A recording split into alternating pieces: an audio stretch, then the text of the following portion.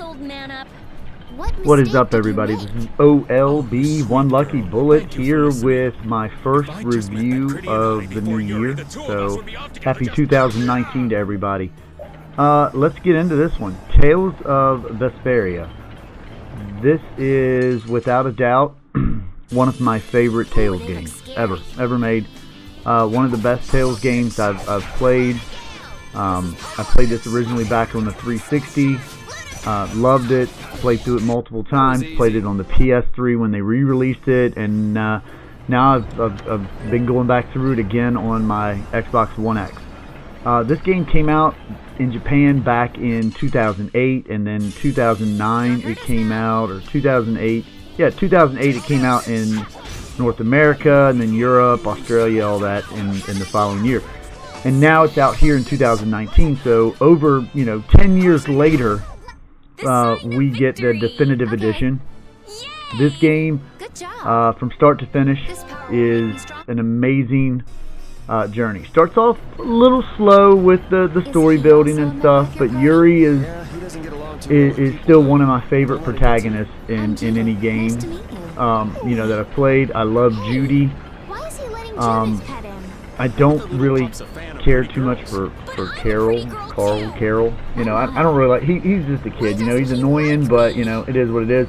Flynn's the goody two shoes knight. And then you have your normal mage and princess, and it's a by the books excuse me, kind of game, but there's nothing wrong with it. It's a beautiful game to look at. The combat is second to none.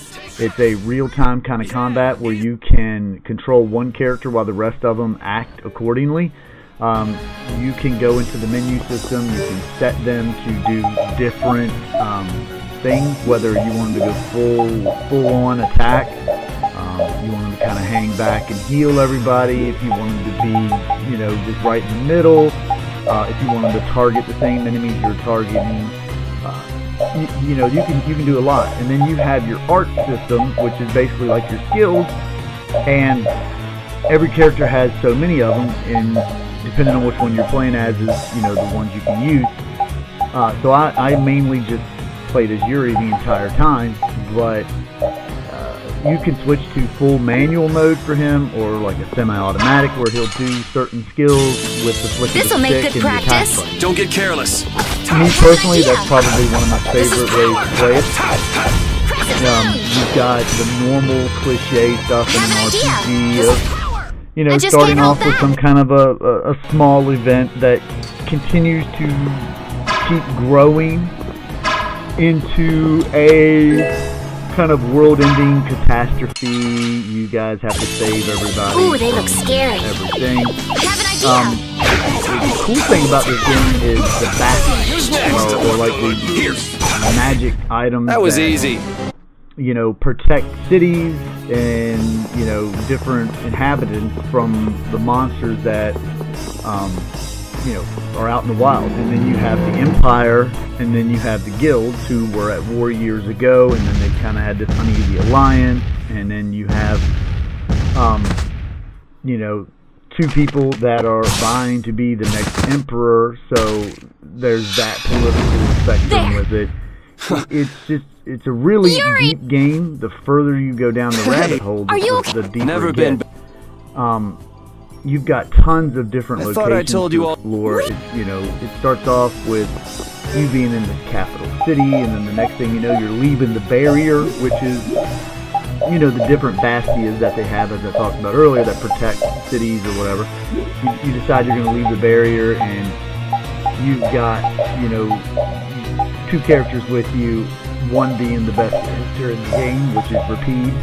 That's your dog, and the coolest dog character by far, probably in any game. I mean, he's smoking a pipe, and he's got like assassin daggers that he uses, and then they tie that beautifully back together. If you've ever seen the movie Tales of Vesperia First Strike, that gives you a lot of the different things on how Yuri and Rapide got together. This'll make good practice. A lot of Don't get careless. So it all ties together. You don't necessarily have to watch the movie, but anyway.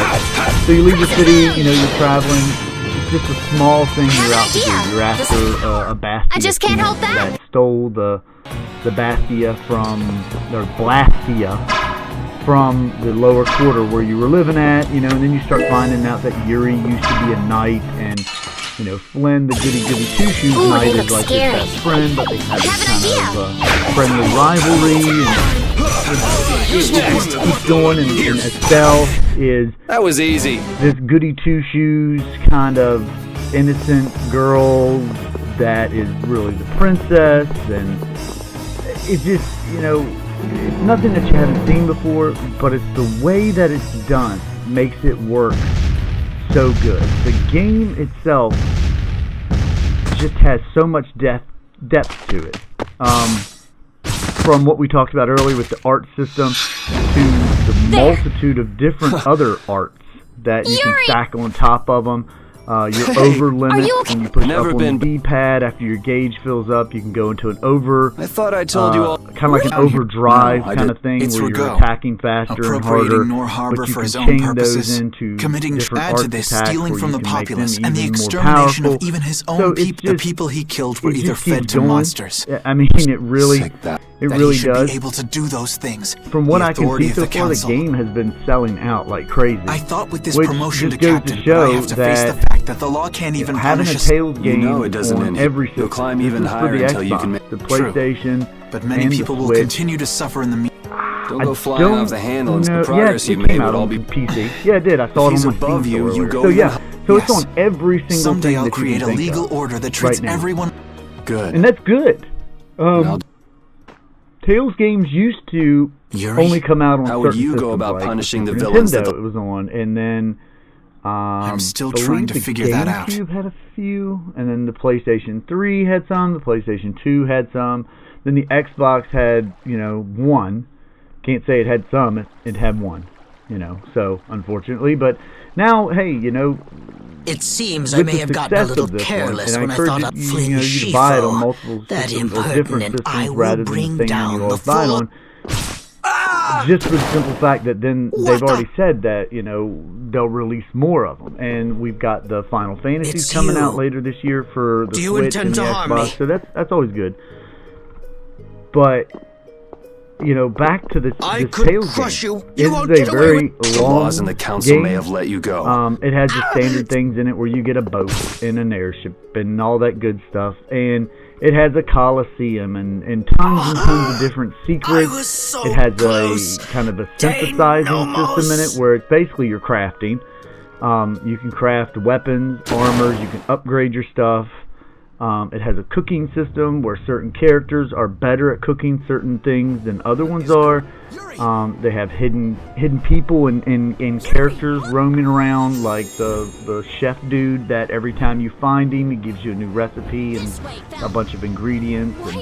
And, you know, it's just a tons of depth. But the story itself is the main driving thing, and watching the growth of Yuri and his comrades into like this really good friendship, and how they tie it all together with the name of the game and the guilds and the empire. It's second to none. And plus, a lot of the dialogue, fully voiced over, is actually really good. Genuinely good voice acting. Sound is superb. Has an amazing way of making you laugh at some of the dumbest things they say to each other. Whether it's Estelle trying to constantly pet Rapide, and then, you know, Judy rolls in and Rapide loves her, you know, and he's like, why can't I pet you? You know, it just, you know, I caught myself laughing out loud a couple times at this stuff, and I gotta say that, you know, 2019 is off to a really good start with this game. I'm looking forward to some of the other games coming out. Resident Evil 2 Remake, which, you know, is definitely on my radar, but then you have Anthem, the Final Fantasy games, and I'm not even going to try to pronounce that freaking Tenchu-ish Dark Souls kind of game that's coming out, but I'm really pumped for that one. I think it was like Secure Souls, I don't know what it is. See, that's why I don't even want to try to say it, but let me know what you guys are thinking. Check out my videos coming later. There's going to be some new stuff added in. I've got some intros being worked on to where I've got better intros, better sound quality, better everything. Let me know what you guys think in the comments down below. Hit the like button, hit the subscribe button, and I will definitely catch you guys on the next one.